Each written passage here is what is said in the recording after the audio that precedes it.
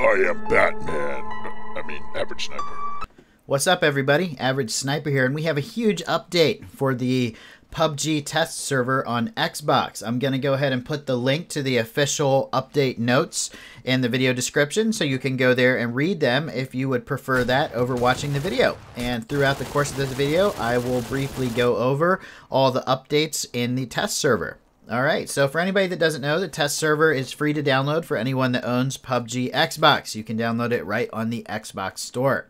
The schedule, Pacific time, is October 11th at 1 o'clock a.m. So the test server by now should already be up and running. So here's some of the new things. It'll have Miramar, Erangel, and Sandhawk, so it'll have all three of the maps. And it'll have a new weapon, the Barrel M762. And another new weapon, the MK47 Mutant. They both use 7.62 ammunition. So that's pretty awesome. Two new guns to play with, guys. There's going to be a new Sandhawk exclusive vehicle, the Scooter. I can't wait to shoot some people off of that. And there's also going to be another new vehicle called the Tukshai. It's like a 3-wheeled golf cart. It is pretty cool looking, and it'll be fun to shoot people out of that again. They did a restructure of the BP system. They've restructured the system to take into account both playtime and ranking. Rewards have been restructured to equalize the differences in BP efficiency based on playing time for each map and mode. And it says they've changed their team rewards to be shared.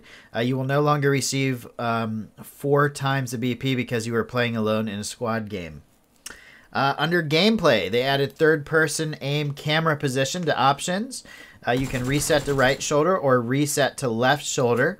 The camera will always be positioned above the character's right shoulder on the right shoulder setting and the left shoulder on the left shoulder setting. So that's pretty cool. The latest peak shoulder camera position automatically moves to the direction you last leaned. And the latest aim shoulder camera remains in the last ADS direction. In this setting, the camera position won't be changed by leaning while not in ADS or scoping.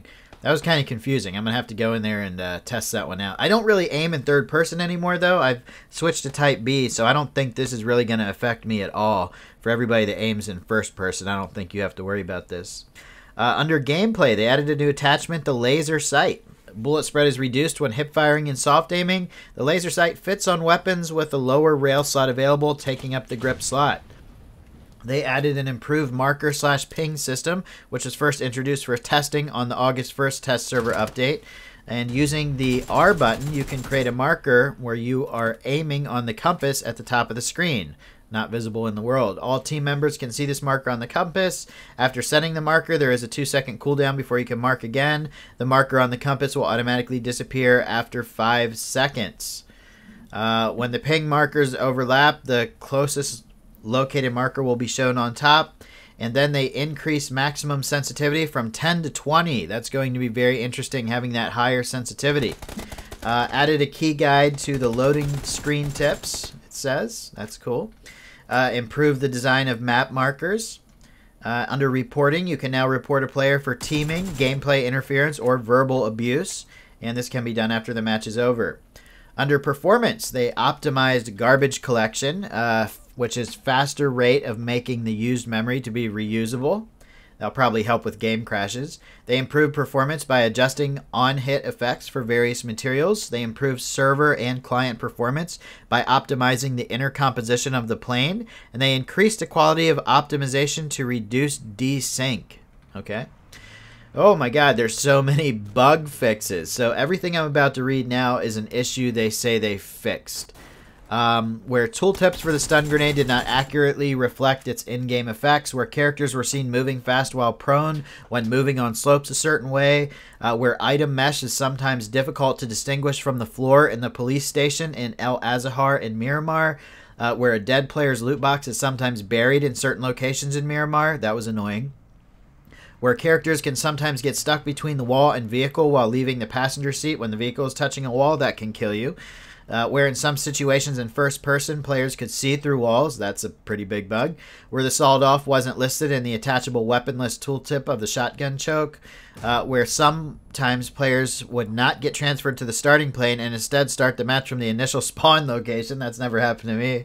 Where under certain conditions, character models could appear stuck in the crouch position. Where sometimes the fuel gauge of vehicles wasn't in sync with the visual display on the dashboard.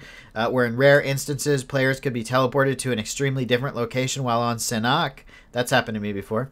Where a character on board a vehicle would sometimes be shown as immobile in a very different location. Where a character who is driving in a vehicle is created in an unspecified location. Where the gun of the person you are spectating is sometimes not rendered, causing problems when the gun goes into ADS mode.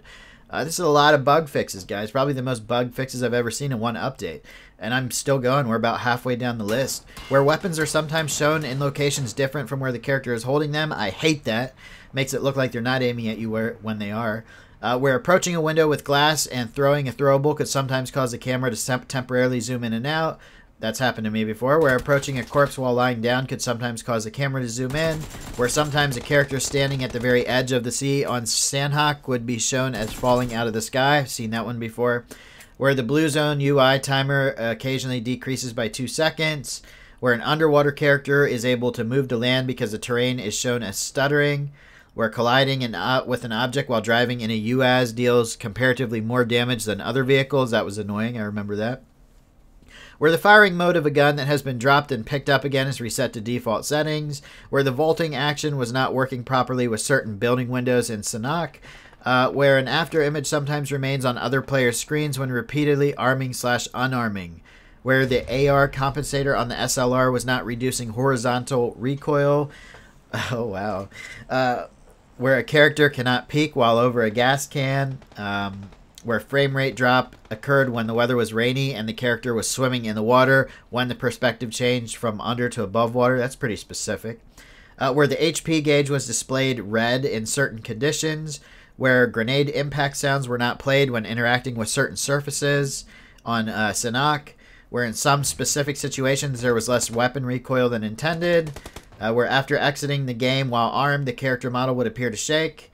Where picking up sound was output, but was not able to pick up the item from a certain distance.